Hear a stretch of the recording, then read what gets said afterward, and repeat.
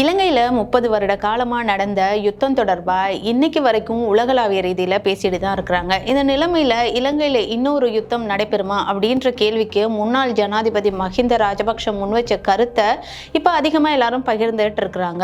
அப்படி என்ன கருத்தை அவர் முன்வச்சாரு அப்படின்னு பாத்தீங்கன்னா, முதல்ல அவர் சொன்ன விஷயங்கள் என்ன அப்படின்னா, அவர் இந்த நாட்டுல நடந்த யுத்தத்தை முடிச்சு வச்சதை நினைச்சு ரொம்ப சந்தோஷம் அடைகிறதா சொல்லியிருக்கிறாரு. அது மட்டும் இல்லாம அந்த யுத்தத்தை முடிச்சு வச்சதை நினைச்சு அவர் ரொம்ப அதிர்ஷ்டசாலி அப்படின்னு அவர் சொல்லியிருக்கிறாரு. அந்த யுத்த கால பகுதியில அவர் கூட இருந்த நல்ல அமைச்சர்களும் திறமை மிக்க ராணுவ படையும் தான் அவர் அந்த யுத்தத்தை முடிச்சு வைக்கிறதுக்கு காரணமா இருந்தாங்க அப்படின்றதையும் அவர் அங்க சொல்லியிருந்தாரு.